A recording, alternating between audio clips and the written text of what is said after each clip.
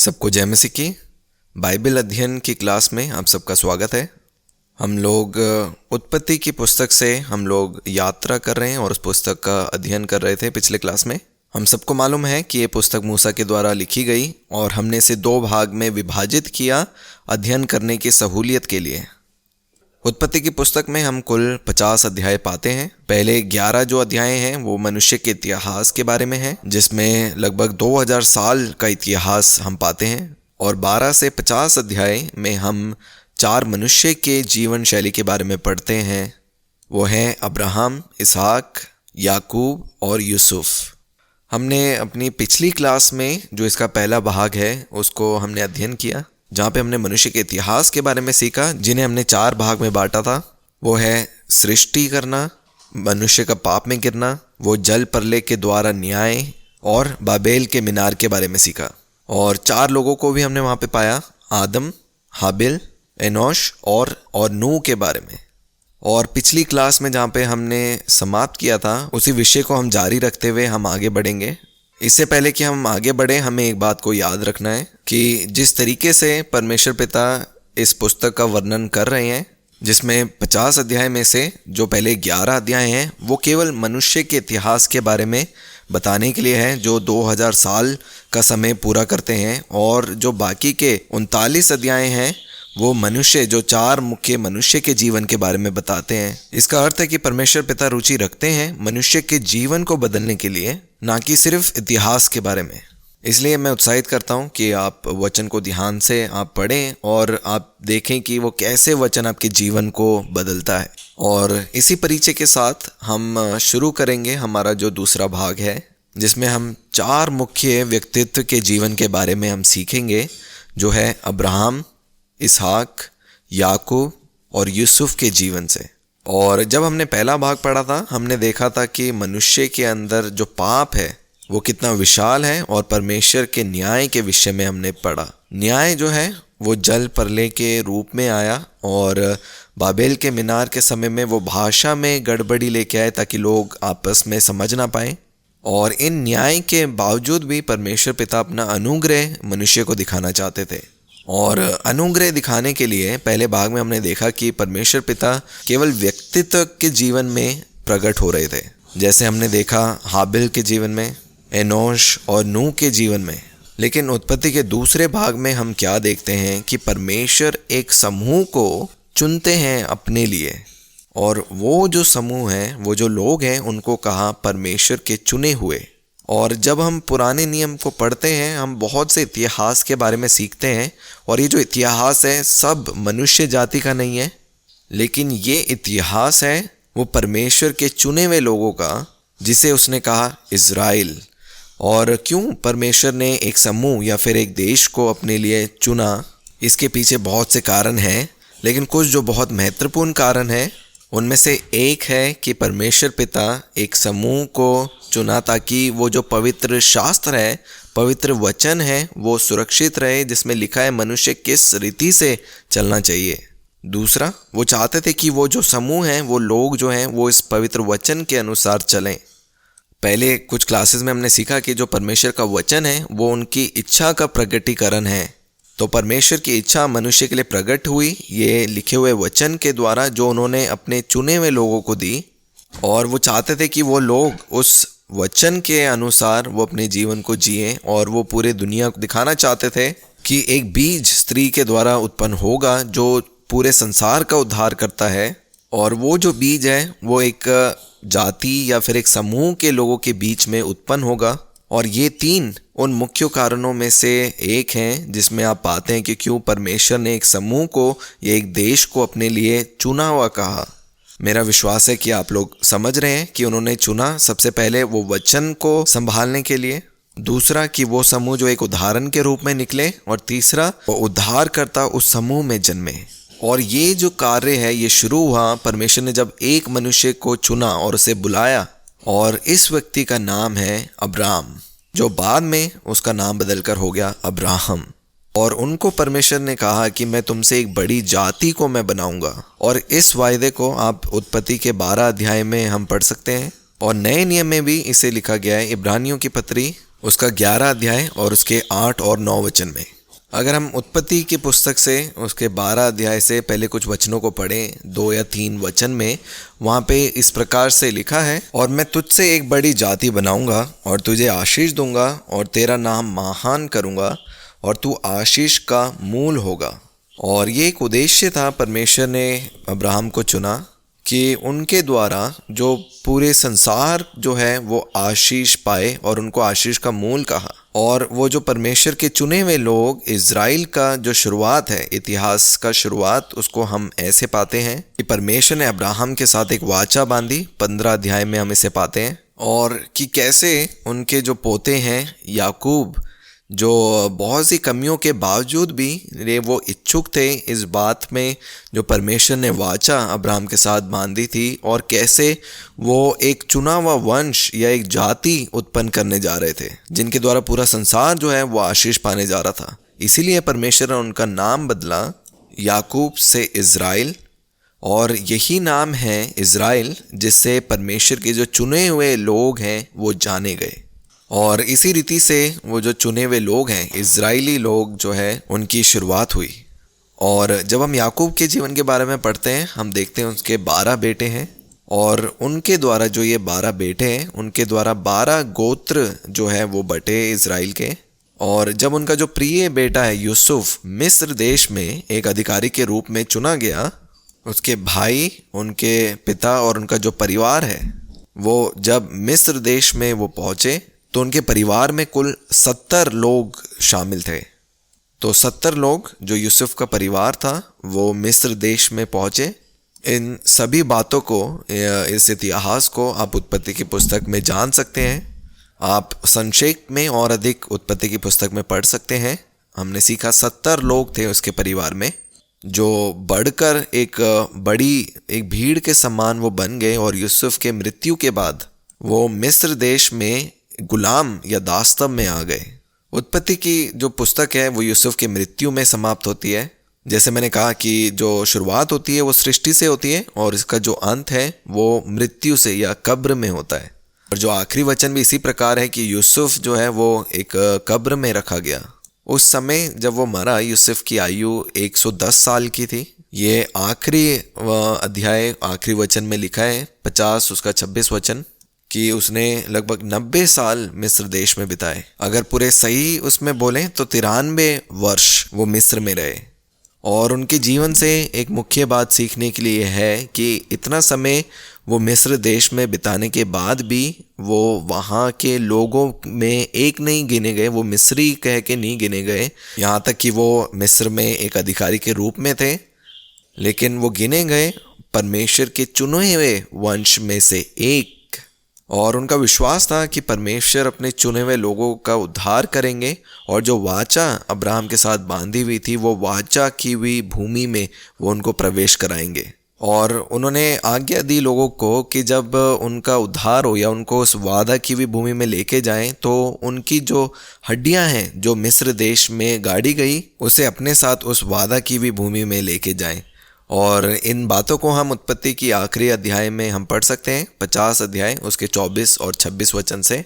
और अगर आप पूछें कि क्या कारण है मैं इसमें इतना अध्ययन कर रहा हूँ इस बात में, तो इसके पीछे एक आत्मिक सत्य जो है वो छुपा हुआ है, या आत्मिक बात है जिसे हमें जानने की ज़रूरत है कि यूसुफ के जीवन में कार्य क्या किया गया। और इसमें से सबसे महत्वपूर्ण बात हमें सीखने के लिए है कि मैं और आप भी जो हैं, जो मसीह में हैं, जो नई सृष्टि हैं, हम इस संसार में केवल एक यात्री के समान हैं, हम संसार के नहीं।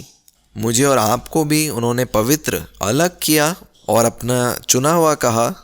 और चाहे यूसुफ भी मिस्र देश में अपने जीवन का अधिकतर समय उन्होंने बिताया, लेकिन वो वहाँ पे उस पहचान में नहीं आए, वैसे ही मैं और आप भी, जो हमारी नागरिकता है वो इस संसार की नहीं है। हमारी जो नागरिकता या हमारी पहचान है वो स्वर्ग की है। चाहे इस समय हम संसार में जीवित हैं, लेकिन हम इस संसार के नहीं हैं। हम इसे नए नियम की पुस्तकों में पढ़ सकते हैं, और यूसुफ के जीवन में हम इस बात को सीख सकते हैं। हमें मालूम है एक दिन मसीहा वापस से आएंगे, जो हमें छुड़ाएंगे, हमारा रूपांतर करेंगे, और मैं और आप उसके साथ बादलों के साथ उठा लिए जाएंगे, उसके साथ अनंत काल के समय बिताने के लिए। और यूसुफ के पास ये दर्शन था, इसीलिए वो मिस्री नहीं बने, और इसीलिए उन्होंने अपने लोगों को भी आज्ञा दी कि जब परमेश्वर उनका उद्धार करे और वो वादा की हुई भूमि में प्रवेश करें तो उनकी हड्डियां भी अपने साथ लेके जाएं। और ये केवल संक्षेप में हमने दूसरे भाग को ये बताया अभी, और अब हम इसमें और गहराई में जाएंगे। कुछ सामान्य विशेषता इस पुस्तक के बारे में हम सीखेंगे, जिससे कुछ प्रकाशन हमें मिलेंगे। अभी हमने जो इस पुस्तक का मूल तत्व है उसके बारे में हमने बात करी, लेकिन हमें क्या सीखने के लिए मिला है उसके बारे में हम सीखेंगे अभी। तो उत्पत्ति पुस्तक का जो मुख्य संदेश है वो क्या है? जो मुख्य संदेश उत्पत्ति पुस्तक का है वो है मनुष्य की असफलता हर एक परिस्थितियों में। हर एक परिस्थिति जो है परमेश्वर द्वारा उपस्थित की गई, और हर एक परिस्थिति में हमने पाया कि मनुष्य असफल रहा, लेकिन परमेश्वर पिता ने मनुष्य को उस परिस्थिति में जिसमें मनुष्य असफल हो रहा है बार बार, उसको अकेला नहीं छोड़ा, लेकिन वहाँ पे उस परिस्थिति के बीच में उन्होंने अपने उद्धार और अनुग्रह को प्रकट किया। तो हम मनुष्य के पाप या उसकी असफलता का बीच में हम परमेश्वर के अनुग्रह को हम कार्य करता हुआ देख सकते हैं, और इसको कह सकते हैं कि जहाँ पे भी पाप है वहाँ अनुग्रह भी पाया, और जितना अधिक पाप बढ़ा उससे कहीं अधिक अनुग्रह भी बढ़ा।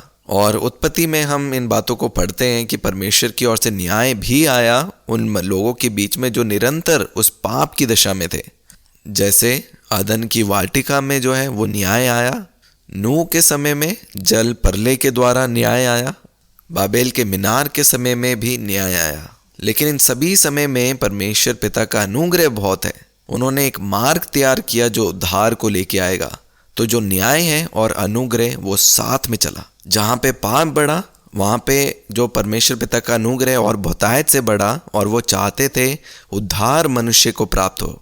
इसीलिए वो उद्धारकर्ता को इस संसार में भेजा ताकि लोग उस पाप में से बाहर आकर उसके सहीपन में जीवन जिए। अगर हम उत्पत्ति की पुस्तक को पढ़ेंगे इन सब बातों को हम पा सकते हैं। और एक और जो मुख्य संदेश उत्पत्ति की पुस्तक का है, और जैसे हम उत्पत्ति की पुस्तक को पढ़ते हैं हम देखते हैं यहाँ पे बहुत से जोड़ों के बारे में हम सीखते हैं। दो लोग जब साथ में आते हैं वो लोग जोड़े को बनाते हैं, और जोड़े का अर्थ है कि दो लोग हैं जो अलग अलग मार्ग तैयार हो रहा है, एक जो परमेश्वर पिता की ओर और एक शैतान की ओर, या एक मार्ग जो परमेश्वर पिता के साथ है जो स्वर्ग की ओर लेके जाता है, और दूसरा मार्ग जो शैतान के साथ है जो अनंत काल की मृत्यु की ओर लेके जाता है। और ऐसे दो मार्ग तैयार हो रहे हैं जिसे मैंने आपको बताया जोड़े की तरह हमें दिखाए जाते हैं। मैं उन जोड़ों का नाम आपको बताऊंगा, आप विस्तार में उनके बारे में पढ़ सकते हैं उत्पत्ति की पुस्तक में। सबसे पहला जो जोड़ा है वो आदम और हवा, हाबिल और केन दूसरा जोड़ा, नूह और उसके साथी तीसरा, और फिर हम देखते हैं अब्राम और लूत वो अगला जोड़ा, इसहाक और इश्माइल एक अगला जोड़ा, याकूब और इसाव एक अगला जोड़ा, यूसुफ और उसके भाई एक और जोड़ा। और अगर आप इन नामों को याद करते हैं आपको मालूम होगा हाबिल जो है वो परमेश्वर के साथ चला, और जो केन जो है वो शैतान के मार्ग में। नूह को परमेश्वर के द्वारा अनुग्रह मिला और वो सारे कार्य उसने किए जो परमेश्वर पिता की ओर आज्ञा दी थी, और जो उसके बाकी साथी थे उन्होंने उसकी आवाज़ नहीं सुनी और न्याय उनके ऊपर आया।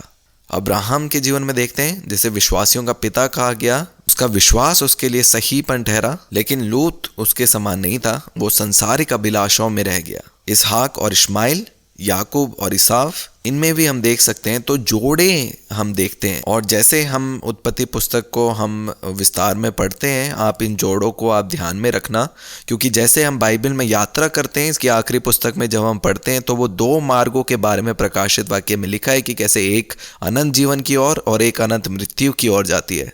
इसीलिए मैंने आपको कहा कि उत्पत्ति जो है वो एक बीज के समान है वो पूरी बाइबल के लिए।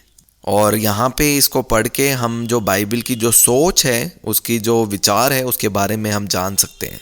एक और चीज़ में मैं आपका ध्यान केंद्रित करना चाहता हूँ वो है अद्भुत शुरुआत के बारे में परमेश्वर के साथ। ये जो पुस्तक है ये उत्पत्ति ये शुरुआत की पुस्तक है, और इसीलिए हमें कुछ शुरुआत के बारे में जानना ज़रूरी है।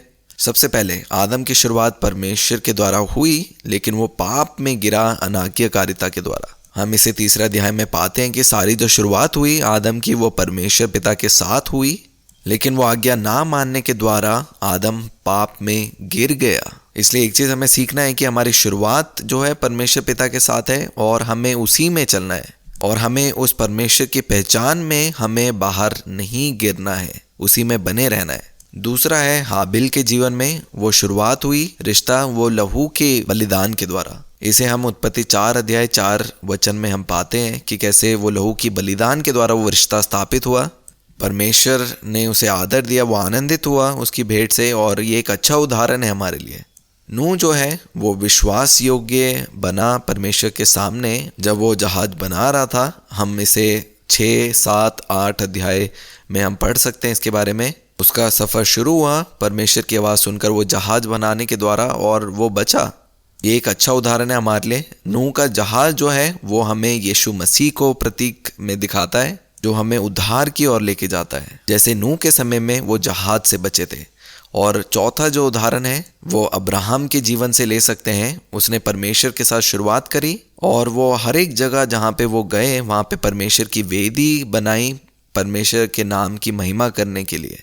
और अब्राहम के जीवन से हम सीख सकते हैं कि कैसे परमेश्वर के साथ विश्वास से शुरुआत हुई और वो जहाँ पे भी गए उन्होंने परमेश्वर के लिए वेदी तैयार करी ताकि उस जगह में उसकी स्तुति करें। और इसे हम पढ़ सकते हैं 12 अध्याय और उसके 8 वचन में। और ये कुछ नई शुरुआत है जिससे हम उदाहरण ले सकते हैं अपने जीवन के लिए भी। और एक और उदाहरण जिसमें आपका ध्यान केंद्रित करना चाहता हूँ वो है कुछ बड़े नाम और उनके पीछे के अर्थ। 7 हैं कुल, और अच्छा है कि हम इन नामों को जानें और इन नामों के पीछे का अर्थ को हम जानें, क्योंकि इस क्लास की शुरुआत में जैसा मैंने आपको कहा परमेश्वर जो है इतिहास बनाने के लिए इच्छुक नहीं, लेकिन वो लोगों में इच्छुक है कि कैसे मनुष्य परमेश्वर में चले या कैसे वो अनाज्ञाकारिता आई और कैसे परमेश्वर ने उनको जीवन को बदला। ये कुछ ज़रूरी चीज़ें हैं जो हम सीखते हैं वचन के द्वारा, क्योंकि उत्पत्ति में 39 अध्याय लिखे गए उन 4 जीवन शैली के बारे में सीखने के लिए। वो दिखाता है हमें कि परमेश्वर पिता की रुचि है मनुष्य के जीवनों के बारे में। और मैं आपको और 7 नाम अभी बता रहा हूँ उत्पत्ति की पुस्तक से, क्योंकि हमें मालूम है 7 जो है एक परिपूर्णता को दिखाता है। तो अच्छा है कि हम इन 7 नामों को याद रखें। सबसे पहला जो नाम है वो हाबिल। हम सब ने उनके जीवन के बारे में सीखा कि हम सर को झुकाएं उस क्रूस के सामने जहाँ पे वध किया वह मेमना है, उसी के समान जो है महिमा करें उस क्रूस के सामने जहाँ पे वध किया वह मेमना है, क्योंकि उसका जो बलिदान था, जो हाबिल को भेंट जो थी उसको उत्तम जाना गया। बहुत से लोग जो है भेंट या बलिदान करते हैं, लेकिन जो हाबिल की भेंट है वो उत्तम कही गई। और उसकी जो भेंट है वो उत्तम क्यों कही गई? क्योंकि उसने वो मार्ग से भेंट दी जो वध किए वह मेमना क्रूस के सामने है, वो दर्शन उसे मिला और उसके द्वारा वो परमेश्वर के साथ चल सका। और लिखा है कि परमेश्वर पिता ने आदर दिया उसकी भेंट को। जब हम इसे पढ़ते हैं 4 अध्याय उसके 4 वचन में कि परमेश्वर आनंदित थे हाबिल से और उसकी भेंट से। परमेश्वर पिता आनंदित थे हाबिल की भेंट से और हाबिल को आदर भी दिया। क्या आप कल्पना कर सकते हैं हाबिल को परमेश्वर द्वारा आदर मिला? ये एक अद्भुत बात है, तो हमें इससे सीखना ज़रूरी है। हम आगे बढ़ेंगे और एक और जन के बारे में सीखेंगे, एनोश के जीवन से। आइए हम एनोश के साथ कदम से कदम मिलाएं और परमेश्वर के साथ चलें। एनोश के जीवन से सीखते हैं कि कैसे हम परमेश्वर पिता के साथ चल सकते हैं। जहाँ पे लोग अपने ही रुचि के साथ चल रहे थे, उस समय में उन मनुष्य के मार्ग को छोड़ा और समय निकाला और वो परमेश्वर के साथ चला। तो आइए हम कदम से कदम मिलाकर हम एनोश के साथ चलें और सीखें परमेश्वर के साथ चलना, क्योंकि परमेश्वर पिता एनोश से आनंदित थे और वो इसी कारण, क्योंकि परमेश्वर प्रसन्न थे उनसे, वो स्वर्ग में उठा लिए गए और किसी भी जन ने उनको फिर नहीं देखा, क्योंकि परमेश्वर की इच्छा यही थी कि वो एनोश भी जो है वो मृत्यु को ना देखे। अगर हम इब्रानियों की पत्री उसका 11 और 5 वचन पढ़ें, वहाँ पे लिखा है कि वो मृत्यु को ना देखे और वो किसी के द्वारा नहीं मिले, क्योंकि वो जीते जी स्वर्ग में उठा लिए गए परमेश्वर के साथ। वो चलते गए परमेश्वर पिता के साथ और स्वर्ग में उठा लिए गए। एक अच्छा उदाहरण हमारे लिए। और अगला जो व्यक्ति है वो नूह है। हमें नूह के समान विश्वास करके कार्य शुरू करना है परमेश्वर के जल के ऊपर, क्योंकि परमेश्वर जल भेजेंगे न्याय के लिए। लेकिन जब हम नूह के समान विश्वास में चलेंगे तो उस विश्वास में हम अपने आप को उस पानी के ऊपर हम चलता हुआ पाएंगे। और इसी कार्य को यीशु मसीह ने किया, वो पानी में चले और हमें दिखाया कि तुम भी जो है वो पानी के ऊपर चल सकते हो। तो नूह के जीवन से हमें सीखने के लिए मिलता है कि हम परमेश्वर के न्याय जो जल के समान है उसके ऊपर हम चल सकते हैं। और ये नूह कर पाया क्योंकि उसने परमेश्वर के आंखों में अनुग्रह को पाया। 6 अध्याय और 8 वचन में हम पढ़ते हैं इसके बारे में। वहां पे लिखा है कि उसने परमेश्वर के सामने अपने प्रति अनुग्रह पाया, वो सही गिने गया परमेश्वर के सामने अपनी अपनी पीढ़ी के लोगों में। और नूह जो है वो परमेश्वर के साथ चला। ये हम 6 अध्याय उसके 8 और 9 वचन में हम पढ़ सकते हैं। और वो परमेश्वर के न्याय से वो बच गया। तो नूह के जीवन से हम सीख सकते हैं कि कैसे हम विश्वास से सही ठहरते हैं, कैसे हम उस सहीपन में चल सकते हैं, कैसे हम परमेश्वर के साथ चल सकते हैं और उस न्याय से बच सकते हैं जो परमेश्वर की ओर से संसार में भेजा जाता है। आगे चलते हैं। एक और व्यक्तित्व जिसके बारे में हमें सीखना है वो है अब्राहम के जीवन से। हम सीखते हैं अब्राहम से विश्वास के बारे में। अब्राहम को विश्वासियों का पिता भी कहा गया और परमेश्वर का मित्र भी। अब्राहम जो है वो परमेश्वर का मित्र और विश्वासियों का पिता गिना गया क्योंकि वो तैयार हुआ विश्वास से कदम बाहर निकालने के लिए एक ऐसी जगह जो परमेश्वर उनको दिखाएंगे। उन्होंने वो जगह नहीं देखी थी, लेकिन परमेश्वर ने कहा कि आप अपने घर को, अपनी जगह को छोड़कर मेरे पीछे आओ, मैं एक नया स्थान तुम्हें दूंगा। क्योंकि उन्होंने परमेश्वर पर विश्वास किया, हम देखते हैं वो आशीष उनके जीवन में आई। केवल विश्वास नहीं, उन्होंने उनकी आज्ञा का पालन किया। क्योंकि विश्वास का सही मायने में अर्थ यही है कि विश्वास करना और उन आज्ञाओं पे चलना जो परमेश्वर की ओर से हैं। क्योंकि वो चीज़ें नहीं पता थी आगे क्या रखी हुई है, लेकिन विश्वास के साथ उन्होंने वो कदम बाहर निकाला। और अगर हम उनके जीवन शैली के बारे में पढ़ें, बिल्कुल संक्षेप में हमने उसको अभी थोड़ी देर पहले सीखा था, लेकिन अगर उनके जीवन के बारे में 3 शब्दों में अगर वर्णन करना हो, उसे हम पा सकते हैं उत्पत्ति 12 उसके 8 और 9 वचन में। 3 शब्दों में उनकी जो जीवन के बारे में हम सीख सकते हैं 12 अध्याय उसके 8 और 9 वचन में। यहाँ पे लिखा है, और अपना तंबू उस स्थान में खड़ा किया, यहोवा के लिए वेदी बनाई और यहोवा से प्रार्थना की और अपनी यात्रा शुरू करी जब तक वो उस वादा की हुई भूमि में नहीं पहुंचे। तो वो 3 शब्द क्या हैं? तंबू और वेदी और यात्रा। तंबू, क्यों तंबू बनाया? अपने लिए, वहां पे रहने के लिए। तंबू इस बात को दर्शाता है कि मैं जो हूँ इस जगह में स्थायी नहीं हूँ, मैं केवल एक मुसाफिर या फिर एक यात्री के समान हूँ जो यहाँ पे थोड़े समय के लिए आए हैं। और जहाँ पे भी अब्राहम गया वहाँ पे उन्होंने वेदी को बनाया। क्यों वेदी को बनाया? वो परमेश्वर की महिमा करने के लिए। और वो यात्रा शुरू करी, यात्रा में रहे, क्योंकि वो एक स्थान के लिए बुलाए गए थे जो वादा की हुई भूमि है। वैसे ही मैं और आप भी एक यात्रा में हैं और हमें ये यात्रा जो है तब तक शुरू करनी है जब तक हम भी उस वादा की हुई भूमि तक ना पहुँचे। और इसलिए अब्राहम की जो जीवन के बारे में हम इन 3 शब्दों के द्वारा हम सीख सकते हैं, तंबू, वेदी और यात्रा। और अब्राहम की गवाही हम 21 और 22 अध्याय में पढ़ते हैं। और वो गवाही उनके द्वारा नहीं, लेकिन वो जो लोग उस भूमि में थे उनके द्वारा उसके प्रति गवाही दी गई। एक और बात जो हम सीख सकते हैं यहाँ पे कि जो गवाही है, अक्सर हम अपनी गवाही खुद देते हैं, लेकिन वो लोग हैं जो आपके जीवन को देखकर आपके प्रति गवाही देना चाहिए। क्योंकि जिन लोगों ने अब्राहम को देखा उसके प्रति गवाही दी 21 अध्याय 22 वचन में, वहाँ पे लिखा है कि जो कुछ भी तू करता है उसमें परमेश्वर तेरे संग रहता है। ये अब्राहम के विषय में लिखा है कि जो कुछ तू करता है उसमें परमेश्वर तेरे संग रहता है। क्या लोग हमारे विषय में आज ऐसे कह पाएंगे जब हम इस संसार में रह रहे हैं? क्योंकि अब्राहम के साथ जो लोग थे वो इस बात को गवाही दे रहे थे कि हमने देखा है जो कुछ भी तू करता है परमेश्वर तेरे संग है। ये एक महान गवाही है। आगे हम इसहाक के जीवन में हम सीखेंगे। और जब हम इसहाक के जीवन में देखते हैं, आइए हम एक गहरे कुएं को हम खोदें और उन सोत्रों को, जो स्वर्गीय सोत्र हैं, उनको हम अपने जीवन में पाएं। और उनके जीवन से हम सीख सकते हैं कि हमें अपने जीवन में भी हमें गहरे में वो खोदना है उस कुएं को, ताकि हम उस स्वर्गीय सोत्र को हम प्राप्त कर सकें। इसहाक जो था वो अब्राहम का एक प्रिय पुत्र था जो बहुत दीन था। वो परमेश्वर को समर्पित करने वाला और आज्ञाकारी था।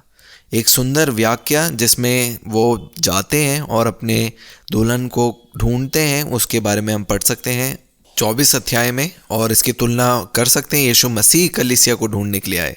और आप इसके विषय में आप ज़रूर पढ़ें, उसके 24 अध्याय में आप पढ़ सकते हैं। इसहाक के जीवन में भी हम 3 शब्दों में उनके जीवन को हम बयान कर सकते हैं, जैसे अब्राहम के जीवन को किया। अगर हम 26 अध्याय और 25 वचन देखें, 26 अध्याय 25 वचन, वहाँ पे भी हम 3 शब्द पाते हैं, तंबू, वेदी और कुआं। तंबू जिसमें वो रहते थे, वेदी परमेश्वर का नाम लेने के लिए, और कुआं खोदना ताकि उसके आसपास के लोग उसके द्वारा आशीषित पाए। और काफ़ी मेल है अब्राहम और इसहाक के जीवन में। अगर हम 3 शब्दों में बयान करें, क्या था वो? तंबू, वेदी और यात्रा। इसहाक का जीवन तंबू, वेदी और कुआं। वो तंबू बना रहा था अपने लिए रहने के लिए, और वेदी स्थापन कर रहा था परमेश्वर के नाम लेने के लिए, और कुएं खोदे ताकि आसपास के लोग उसके द्वारा आशीष पाएं। अगर हम 26 अध्याय और उसके 28 वचन को देखेंगे तो यहाँ पे भी हम गवाही के विषय में पाएंगे, वैसे ही जैसे अब्राहम के विषय में गवाही थी जो 21 के 22 में हमने पढ़ा, और अब हम देखेंगे 26 उसका 28 वचन। और ये गवाही भी वैसी है जो वो आप अपने विषय में गवाही नहीं दे रहे हैं, ये वो गवाही है जो लोग उनके विषय में दे रहे हैं। जो लोग इसहाक के आसपास थे उन्होंने कहा, हमने तो प्रत्यक्ष देखा है कि यहोवा तेरे साथ रहता है। यहाँ पे हमने देखा कि लोग कह रहे हैं कि हमने प्रत्यक्ष देखा है कि यहोवा तेरे संग है और वो तेरे साथ साथ चल रहे हैं, क्योंकि जहाँ पे भी तुम कुआं खोदते हो वहाँ पे पानी निकलता है, और जहाँ पे भी हम कुआं खोदते हैं वहाँ पे पानी नहीं मिलता। लेकिन हम देखते हैं कि आप अलग हैं, परमेश्वर जो है वो आपके साथ है। और लोग प्रत्यक्ष मतलब संपूर्ण भरोसा था कि परमेश्वर जो है इसहाक के साथ चल रहे हैं। और इस प्रकार की गवाही के विषय में हम अब्राहम और इसहाक के जीवन में हम सीख सकते हैं, क्योंकि जब लोग हमें देखते हैं वो गवाही देने चाहिए कि ये परमेश्वर का पुत्र है, परमेश्वर जो है इनको आशीष दे रहे हैं। हम देखते हैं क्योंकि परमेश्वर इनके संग संग चल रहे हैं। और हम आगे हम चलेंगे और वो जो छठा व्यक्तित्व है जिनके बारे में हम सीखेंगे वो है याकूब। अगर हम याकूब के साथ चलेंगे तो हम उस सीढ़ी में से ऊपर चढ़कर हम परमेश्वर को देखने पाएंगे। और ये एक खास बात थी याकूब के विषय में, वो जो है ऐसी सीढ़ियों को वो पार कर रहे थे और वो सीढ़ी को चढ़ सके और परमेश्वर को देख सके। उनका नाम बदलकर इज़राइल रख दिया, जैसे हमने पिछले सीखा। हम शुरुआती दिन में देख सकते हैं कि वो सफ़र शुरू हुआ स्वार्थीपन से, जिसमें बहुत सी कमियां थी, लेकिन परमेश्वर ने उनको बदलकर एक बहुत सुंदर व्यक्तित्व में बदल दिया। और यहाँ पे हम एक आशा को पाते हैं। मैं और आप भी एक समय में स्वार्थी थे और बहुत सी कमियां हमारे जीवन में थी, लेकिन परमेश्वर की योजनाएं हम सब के लिए, मेरे लिए भी, और वो अपनी रीति अपने अनुसार हमें बदलते हैं एक बहुत ही सुंदर प्रतिरूप के में, कोई ऐसी वस्तु में जिसे वो प्रयोग करते हैं। अब्राहम के जीवन में हम परमेश्वर की विश्वास योग्यता को देख सकते हैं, और याकूब के जीवन से हम देखते हैं कि परमेश्वर कैसे चुने हुए और अनुग्रह से कार्य करते हैं। अब्राहम परमेश्वर की विश्वास योग्यता, लेकिन याकूब परमेश्वर का चुनाव और अनुग्रह को प्रकट करता है। वो परमेश्वर के द्वारा चुना हुआ था और परमेश्वर के अनुग्रह ने उसको बदला। और आखिरी व्यक्तित्व जिसके बारे में हम सीखेंगे, जो 7वां है, वो है यूसुफ। यूसुफ के जीवन से हम सीख सकते हैं सत्य के बारे में, कि कैसे सत्य में हम चल सकते हैं और परमेश्वर के साथ जी सकते हैं। सत्य में वो चला, किसी भी प्रकार का झूठ उसने नहीं बोला। और उनके जीवन में हम देख सकते हैं पीड़ा से महिमा तक का समय, पीड़ा से शुरुआत हुई लेकिन वो महिमा तक कैसे पहुंचा वो हम देखते हैं। एक बहुत ही एक सुंदर व्यक्तित्व है यूसुफ बाइबल में, क्योंकि हम देखते हैं कि उनके जीवन के बारे में कोई भी ऐसी कमी नहीं पाते, और वो एक प्रकार के यीशु मसीह को प्रकट करते हैं, क्योंकि जो समय वो जिए वो उस पाप और बुराई के समय के बीच में उन्होंने अपने जीवन को जिया। उन अनुचित समय में भी वो परमेश्वर के साथ वो चले, और ये साबित किया कि एक पापी पीढ़ी के बीच में भी कैसे पवित्रताई के साथ आप चल सकते हैं। कई बार हम ऐसे कहते हैं कि क्योंकि हमारे आसपास लोग जो हैं बहुत बुरे हैं तभी हम एक अच्छा जीवन नहीं जी पा रहे, लेकिन यूसुफ के जीवन को हम एक उदाहरण के रूप में देख सकते हैं, ये दिखाने के लिए कि एक बिगड़ी हुई एक जाति, उनके बीच में भी हम एक पवित्र जीवन जी सकते हैं, जो जीवन परमेश्वर पिता को समर्पण है। और हम उनके जीवन से हम सीख सकते हैं उत्पत्ति उसका 39 अध्याय 2, 3 और 21 वचन। आप जरूर इन वचनों को पढ़ें। उत्पत्ति 39 अध्याय 2, 3 और 21 वचन। यहाँ पे आप साफ साफ पाएंगे कि जो परमेश्वर है वो यूसुफ के साथ चले। परमेश्वर जो है यूसुफ के साथ था और यूसुफ जो है वो परमेश्वर के साथ था। जब तक दो लोगों की सहमति नहीं है, लोग जो है साथ में नहीं चल सकते। वैसे ही यूसुफ जो था वो परमेश्वर के साथ था और परमेश्वर यूसुफ के साथ था। अगर हम उत्पत्ति उसका 42 अध्याय 18 वचन देखें, वहाँ पे हम देख सकते हैं कि हर एक वो परेशानी या समस्याओं के बीच में जो यूसुफ के जीवन में आई, वहाँ पे यूसुफ कहता है कि परमेश्वर का भय मुझ में है।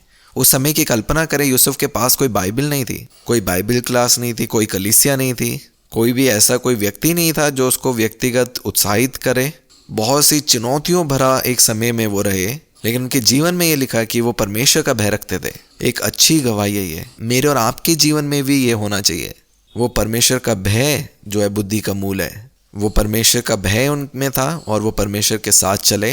वो विश्वास योग्य रहे परमेश्वर के प्रति, और जो उनके ऊपर अधिकारी थे केवल परमेश्वर के प्रति विश्वास योग्य नहीं, लेकिन जो अधिकारी उनके ऊपर थे उनके प्रति भी। वो एक अच्छा हृदय वाला व्यक्ति था, एक माफ करने वाला हृदय उनके पास था, और वो एक मजबूत और एक समझदार नेतृत्व करने वाला एक व्यक्ति बना।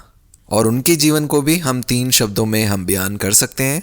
आज हम सबकी जीवन शैली जो है वो 3 शब्दों में लिख रहे हैं। हमने देखा अब्राहम के जीवन को 3 शब्दों में बयां किया, इसहाक के जीवन को 3 शब्दों में, और यूसुफ के जीवन को हम 4 शब्दों में बयान कर सकते हैं। स्वप्न देखने वाला, परिश्रमी, बंदी और राज्य करने वाला। वो स्वप्न देखने वाला था शुरुआत में, उसके बाद वो कार्य करने वाला बना, उसके बाद वो बंदी बना, और उसके बाद वो राज्य करने वाला। और ये यूसुफ के बारे में है। वो परमेश्वर की आत्मा से भरा था और वो परमेश्वर के ज्ञान से भरा हुआ व्यक्ति था। परमेश्वर की आत्मा से और परमेश्वर की ओर से जो ज्ञान है उससे भरा हुआ था। और उनकी पूरी जीवन शैली में उन्होंने वो परमेश्वर की एक अच्छी गवाही को अपने जीवन में बना के रखा। और उनके 2 बेटे थे, मेरा विश्वास है आप उनके नाम को जानते हैं, मनश्शे और एप्रैम। मनश्शे शब्द का अर्थ है अपने इतिहास को भूलना, और एप्रैम का मतलब है बढ़ोतरी करना। इसको हम पाते हैं 41 अध्याय 51 और 52 वचन में। उत्पत्ति की पुस्तक 41 अध्याय 51 और 52 वचन। वहाँ पे हम यूसुफ के बेटों के नाम के अर्थों को हम पढ़ सकते हैं। मनश्शे और एप्रैम, अपने इतिहास को भूलो, और एप्रैम का मतलब उन्नति पाओ और बढ़ोतरी करो अपने जीवन में। और यही बात परमेश्वर हमें भी याद दिलाते हैं कि आप अपने इतिहास को भूल जाओ, आप उन्नति करो और बढ़ोतरी करो और फैलते जाओ। और हम यूसुफ की जो तुलना है वो यीशु मसीह से हम कर सकते हैं पुराने नियम में, क्योंकि वो एक प्रिय पुत्र था, एक अच्छा चरवा था। बहुत सी बारी जो है वो परीक्षा में पड़ा, वो मिस्र में गया, एक दास के दाम में उसको बेचा गया, और उस परीक्षा के बाद जो है वो ऊंचे पर उसे एक स्थान मिला। और यही सब बातें भी यीशु मसीह के जीवन में देख सकते हैं। इसलिए मैं उत्साहित करता हूं कि आप इन 7 व्यक्तित्व के बारे में और अधिक आप सीखें, क्योंकि जब हम उत्पत्ति से यात्रा कर रहे हैं, अच्छा है कि आप इन व्यक्तित्व को आज जानें। और जैसे मैंने आपको शुरुआत में कहा कि परमेश्वर पिता मनुष्यों के जीवनों में ज़्यादा रुचि रखते हैं, ना कि केवल इतिहास बनाने में। क्योंकि इतिहास जो समय वो उनके अधीन है, लेकिन जो मनुष्य है जिनकी अपनी इच्छा है, वो चाहते हैं कि हम उनकी आवाज़ सुने, उनके अधीन रहें। क्योंकि अगर आप इच्छुक हैं तो वो भी इच्छुक है आपके जीवन को बदलने के लिए। इसलिए मैं उत्साहित करता हूँ आप इन सभी व्यक्तित्व के बारे में आप सीखें। और इस कक्षा को समाप्त करने से पहले मैं कुछ चीज़ों पे आपका ध्यान वापस से केंद्रित करना चाहता हूँ। सबसे पहला, आप बहुत से यीशु मसीह के प्रगटीकरण को आप उत्पत्ति में ढूंढ सकते हैं। हम पहले इन बातों को सीख चुके हैं कि जो मुख्य संदेश बाइबल का है वो यीशु मसीह है, और हर एक पन्ना जो आपके बाइबल में है वो यीशु मसीह को प्रकट करता है। और हम देखेंगे कुछ प्रगटीकरण यीशु मसीह के जो उत्पत्ति के पुस्तक में हुए, उनमें से कुछ को मैं आपको बताऊंगा। अगर हम उत्पत्ति उसका 3 अध्याय और 15 वचन देखते हैं, वहाँ पे लिखा है जो स्त्री का बीज से उत्पन्न होगा, क्योंकि वहाँ पे परमेश्वर ने कहा कि मैं स्त्री के बीज के और तेरे विरुद्ध, शैतान के विरुद्ध मैं विरोध उत्पन्न करूंगा। वो जो स्त्री का बीज है वो यीशु मसीह है, क्योंकि केवल यीशु मसीह है जो एक कुंवारी स्त्री के द्वारा उत्पन्न हुए, और अन्य हर एक जन जो है वो मनुष्य के बीज से उत्पन्न हुआ इस संसार में। और दूसरा हम देखते हैं जानवरों के चमड़े से जो वस्त्र उनके लिए बनाया। उत्पत्ति 3 अध्याय 21 में हम ये पढ़ सकते हैं कि परमेश्वर ने अंगरखे बनाए आदम और हवा के लिए जानवरों के चमड़ों से। और जानवरों के चमड़ों का अर्थ है कि जानवरों की वहाँ पे बलि दी गई। और यहाँ पे हम देख सकते हैं जब ये पाप होता है एक बलिदान ज़रूरी है। यहाँ पे हम देखते हैं एक जानवर का बलिदान हुआ, और उसके द्वारा उनका जो शुद्धिकरण या वो जो वस्त्र परमेश्वर ने आदम और हवा को पहनाए। और अगर आगे हम देखेंगे तीसरा उत्पत्ति उसके 4 और 4 वचन में हाबिल की भेंट के बारे में, जो लहू की भेंट थी, वो जो उत्तम जो बलिदान उसने चढ़ाया, परमेश्वर उस भेंट से प्रसन्न हुए और वो जो बलिदान किया वो एक यीशु मसीह को प्रकट करते हैं। और अगला नूह के जहाज भी जो है वो यीशु मसीह को दिखाता है। अगर हम 7 अध्याय 1 से 7 तक पढ़ें, जो सुरक्षा के लिए जहाज था वो नूह के द्वारा बनाया गया, वो परमेश्वर के सामने सही ठहरा, क्योंकि परमेश्वर का अनुग्रह जो है नूह के ऊपर बना था, कि परमेश्वर ने जो है नूह को अपने दृष्टि में सही जाना और नूह जो है उस जहाज में प्रवेश करने पाया। हम उत्पत्ति 7 अध्याय 7 वचन में पढ़ सकते हैं कि नूह जो है उस जहाज के अंदर गया, वैसे मैं और आप भी यीशु मसीह में हमें जाना है। जब हम नए नियम की पत्रियों को पढ़ते हैं, हम बार बार इस बात को सीखते हैं कि यीशु मसीह में। इसलिए आप भी अपने आप को यीशु मसीह में देखिए, क्योंकि वो जो जहाज है वो एक सुरक्षा का जहाज है। और उत्पत्ति 22 अध्याय में हम देखते हैं अब्राहम जो है इसहाक को एक बलिदान के रूप में चढ़ा रहे हैं, वो भी यीशु मसीह का एक प्रतीक है। और जब हम आगे पढ़ते हैं उत्पत्ति 37 और 28 वचन और उसका 41 अध्याय और 41 वचन, तो हम देखते हैं यूसुफ जो है उस गड्ढे में से उठाया जाता है और उस राज्य की ओर वो लेके जाता है, एक यीशु मसीह का चिन्ह, उस गड्ढे से बाहर निकलकर एक सिंहासन के सामने। और ये कुछ जगहें हैं जहाँ पे आप यीशु मसीह के प्रगटीकरण को देख सकते हैं उत्पत्ति की पुस्तक में। और इससे पहले हम आज के विषय को हम समाप्त करें, कुछ जगह के नामों को याद करेंगे। कुछ महत्वपूर्ण जगहें हैं जिनका एक मूल है उत्पत्ति की पुस्तक में। उत्पत्ति 21 अध्याय और 31 वचन में एक जगह के बारे में है जो है बेरशबा। वो एक वाचा का प्रतीक है, वो कुएं के पास जहाँ पे अब्राहम और मलकीसेदेक थे। उत्पत्ति उसका 22 अध्याय और 14 वचन में यहोवा यिरे के बारे में हम पढ़ते हैं। यहोवा यिरे जो है वो दूसरा स्थान है और उसका अर्थ है कि यहोवा जो है वो मुहैया करने वाला है, कि अब्राहम की परीक्षा के बीच में परमेश्वर ने उस मेमने को वहाँ पे उपलब्ध करवाया और परमेश्वर ने कहा यहोवा यिरे, वो स्थान जहाँ पे परमेश्वर उपलब्ध कराता है। और आगे एक और वचन में देखेंगे उत्पत्ति 24 अध्याय और 62 वचन में हम एक और नाम पाते हैं लहरोई, जिसका अर्थ है जीवन का सोता। ये वो जगह है जहाँ पे इसहाक और रेबेका मिले, वो कलीसिया जहाँ पे कलीसिया और यीशु मसीह मिले, लहरोई। और आगे उत्पत्ति उसके 26 अध्याय 22 वचन में एक और नाम को पाते हैं, वो है रहोबोत। ये एक और कुआं है जो इसहाक के द्वारा खोदा गया और लोगों ने उसको पाने के लिए उसके साथ झगड़ा नहीं किया, इसलिए उस जगह का नाम रखा गया रहोबोत। परमेश्वर ने हमारे लिए एक स्थान तैयार किया और परमेश्वर ने हमें उस स्थान में फलवंत किया है। तो आप इन जगहों के नाम जो हैं वो लिख सकते हैं, बेरशेबा, यहोवा यिरे, लहरोई, रहोबोत और ऐसे अन्य कुछ नाम। और मैं आप सबको उत्साहित करना चाहता हूँ कि आप उत्पत्ति की पुस्तक में इन 10 नामों के बारे में आप और अधिक जानिए और 6 स्थानों के बारे में आप सीखिए। वो नाम है परमेश्वर, आदम, शैतान, हाबिल, एनोश, नूह, अब्राहम, इसहाक, याकूब और यूसुफ। और अगर आप इन 10 नामों को जानेंगे तो आप बेहतर रीति से इस पुस्तक को समझ सकते हैं। मैं इन नामों को दोबारा से दोहराऊंगा। सबसे पहले परमेश्वर, दूसरे में आदम, तीसरे में शैतान, चौथे में हाबिल, पांचवा जो है वो इनोश, छठा जो है वो नूह है, सातवां अब्राहम, आठवां अब्राहम, नौवां याकूब और 10वां यूसुफ। और अगर आप इन लोगों को जानेंगे तो आप इस पुस्तक को समझ पाएंगे। और 6 स्थान भी हैं जो महत्वपूर्ण हैं उत्पत्ति की पुस्तक में। उनके जो नाम हैं वो निम्नलिखित हैं। वो है अदन की वाटिका, अरारत का पर्वत, बाबेल का मीनार, कसदी देश का ऊर, कनान का देश और मिस्र देश। इसलिए इस पुस्तक को जानने के लिए ये जो जगहें हैं ये महत्वपूर्ण है। मेरा विश्वास है आप सबने ये नाम लिख लिए हैं। मैं एक और बारी से दोहराऊंगा। शुरू हुआ अदन की वाटिका में, फिर हम आते हैं अरारत के पर्वत में, उसके बाद बाबेल के मीनार में, कसरी देश से जहाँ से अब्राहम जो है बुलाया गया, उसके बाद कनान जो वाचा की भी भूमि थी, और आखिरी मिस्र देश। तो इन जगहों का नाम और वो जो 10 व्यक्तित्व के नाम आपको उत्पत्ति जानने में मदद करेंगे। और ये था उत्पत्ति का अध्ययन। धन्यवाद आप सबका सुनने के लिए। परमेश्वर पिता आपको आशीष दे और आपके जीवन को बदले जिस तरीके से उन्हें अनेक जीवन को बदला उत्पत्ति की पुस्तक में। परमेश्वर पिता आप सबको आशीष